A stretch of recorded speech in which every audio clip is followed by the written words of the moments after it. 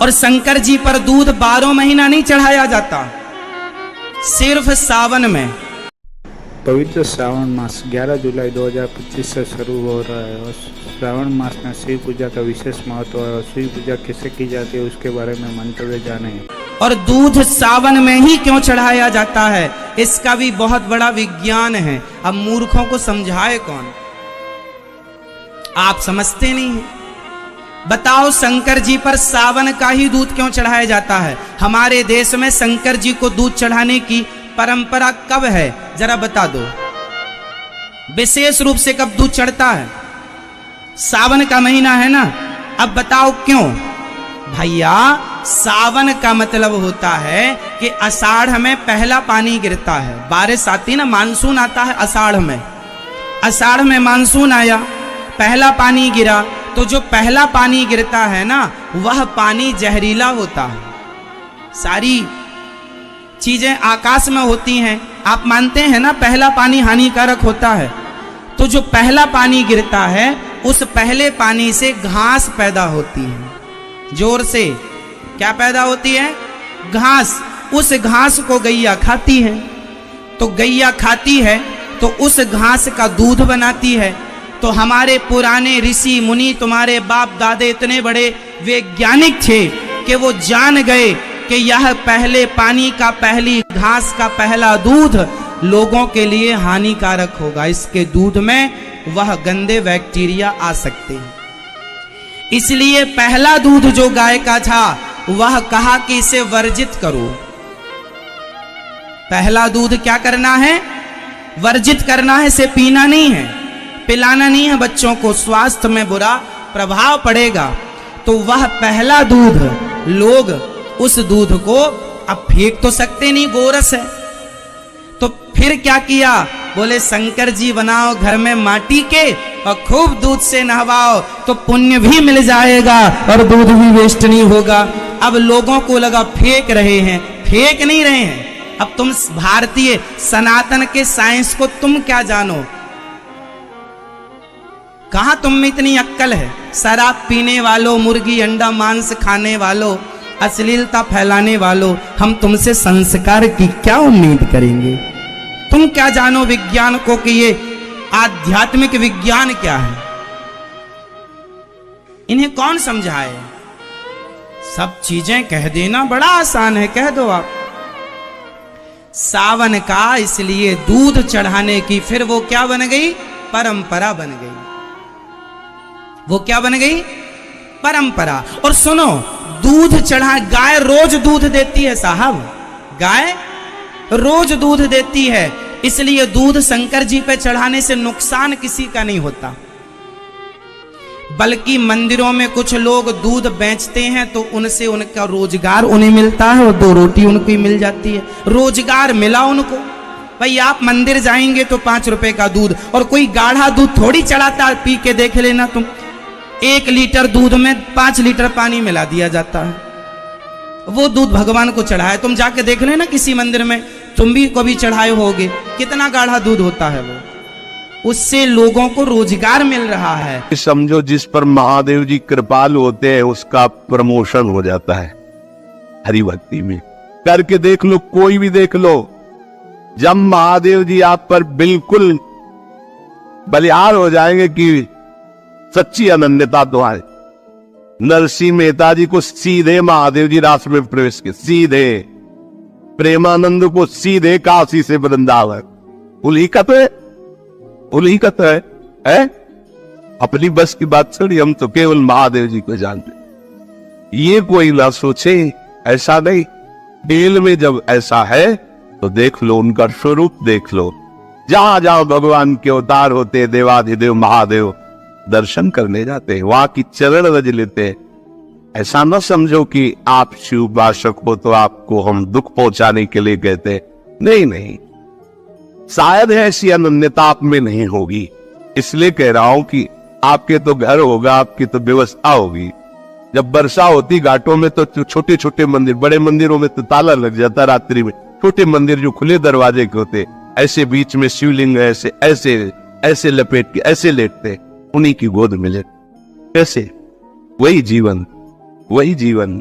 वही हम जानते भी नहीं थे क्या है वृंदावन, क्या है किशोरी जू, क्या है सच, मतलब कहीं कोई गुंजाइश ही नहीं थी। ये तो केवल महादेव जी की कृपा, ये विश्वनाथ विश्वेश्वर आनंदवन निवासी भगवान शिव की कृपा से।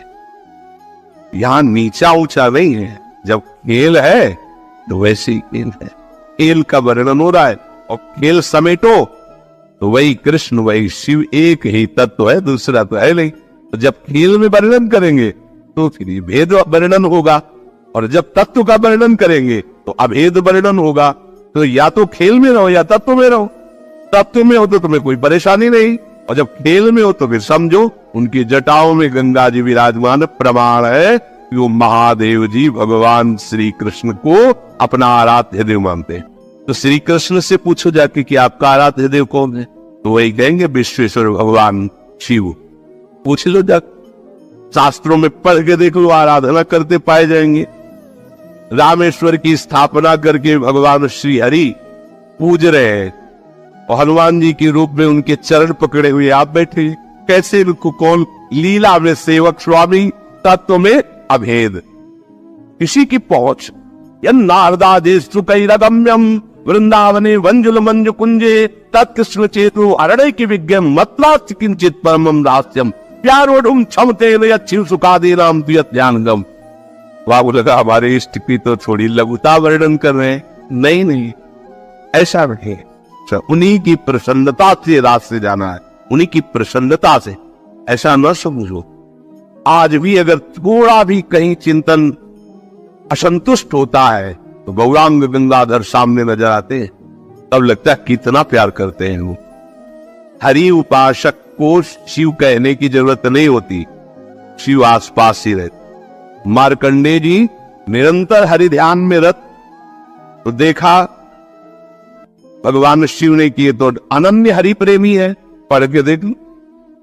तो मां भगवती से पधारे, सामने खड़े हुए और डुला रहे हैं उनको। मार्कंडेय जी के मार्कंडेय दर्शन कर लो, मैं आया हूं।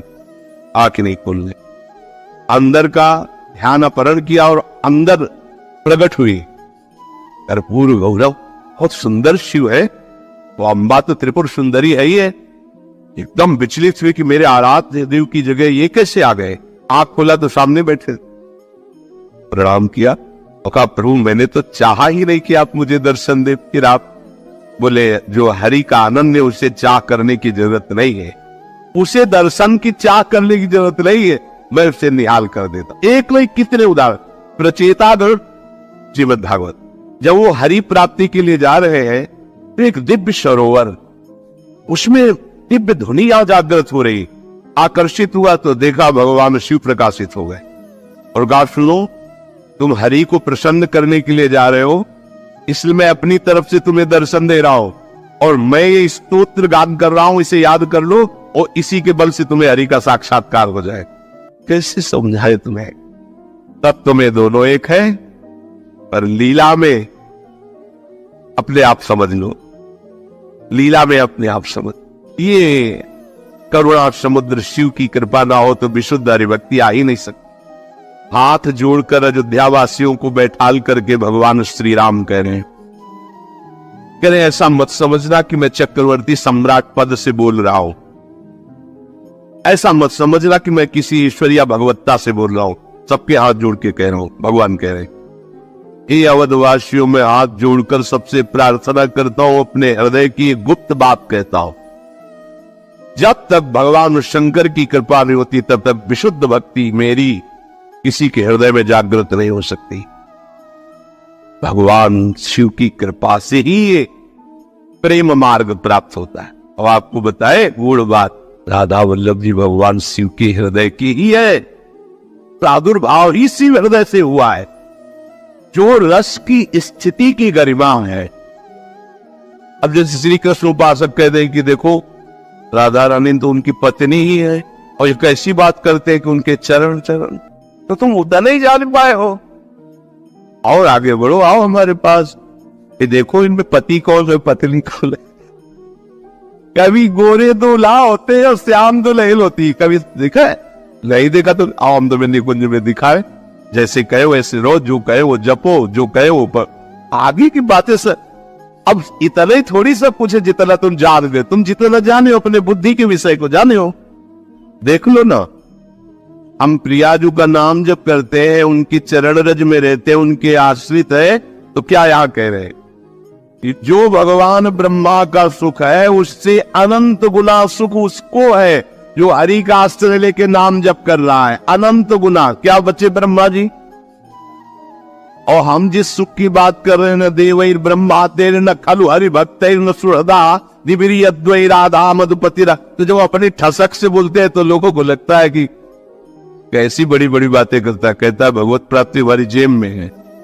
ये देखो ठेका ले रहे भगवत प्राप्ति का लोग उपहास की दृष्टि से। अरे हमारे श्री जी क्या है ब्रह्मा भी नहीं जानते, तुम क्या जानोगे ब्रह्मा की रची खोपड़ी है तुम्हारी? तो हमारी श्री जी को जानते हो क्या? हमारे गुरुजी ने, हम जानते तो नहीं है पर जितना जना दिया उतना समझ में आ गया कि हमारे महारानी जी से बढ़कर कोई सत्ता महत्ता नहीं। सब तत्वों के तत्व, सब बापों के बाप, सब गुरुओं के गुरु श्री कृष्ण देव है हमारे भोले बाबा महादेव। शिव का एक अर्थ होता है कल्याण।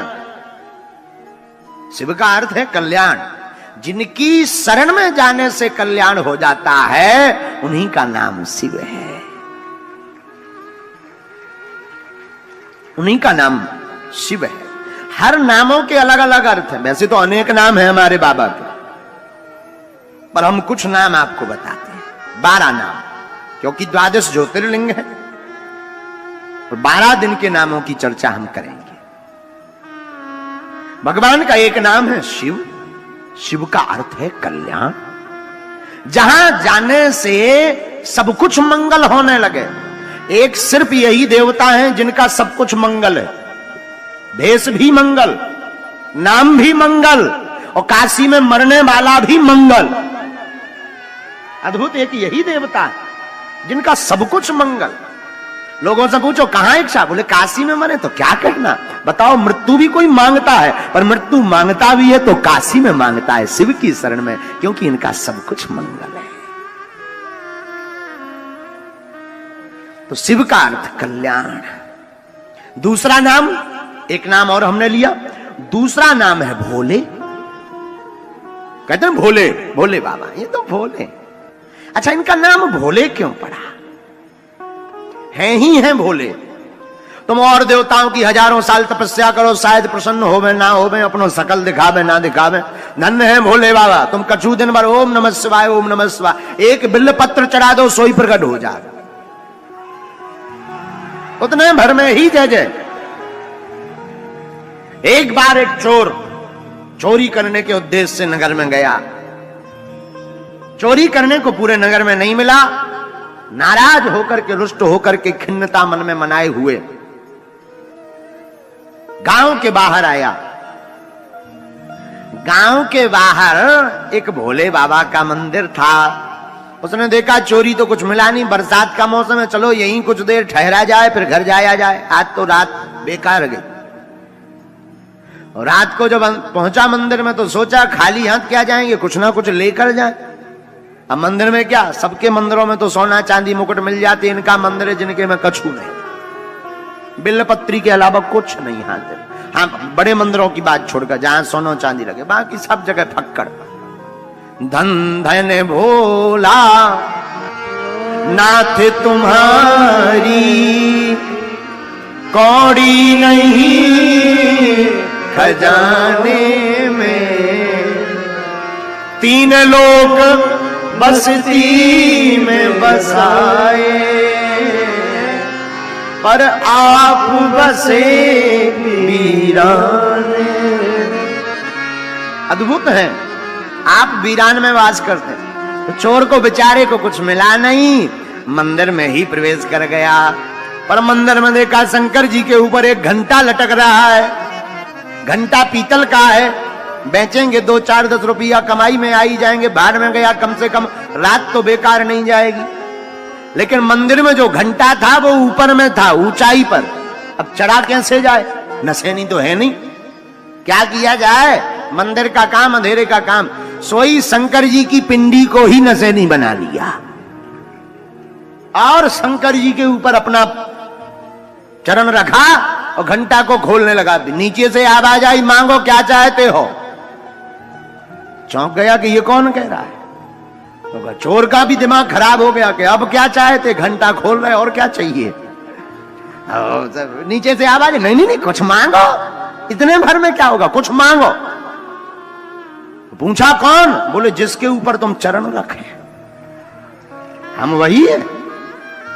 दिमाग खराब होगा, बोले अंधेरे में हमें दिखाई नहीं पड़ रहा, सीढ़ी है।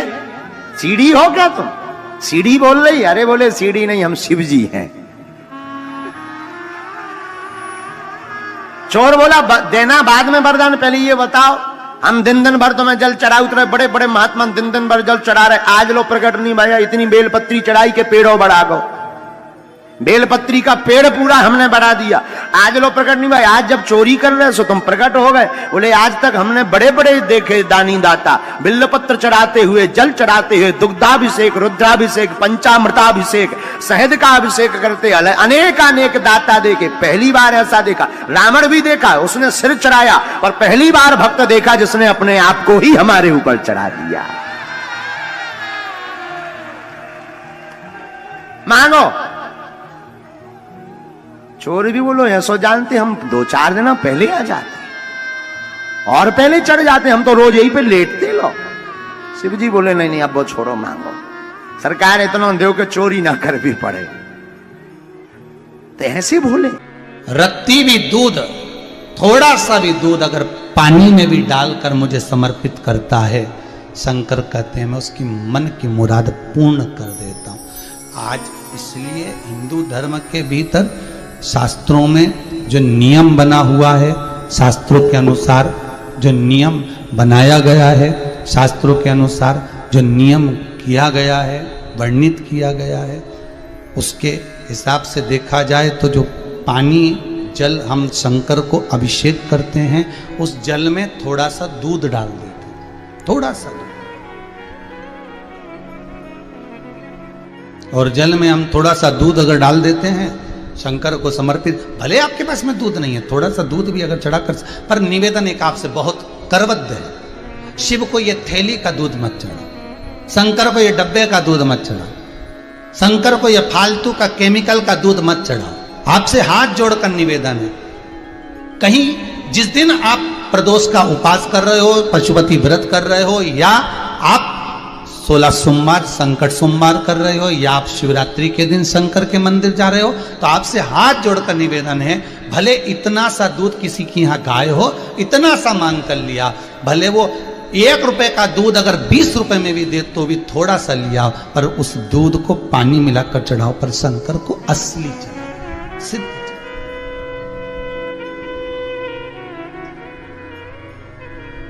समर्पण।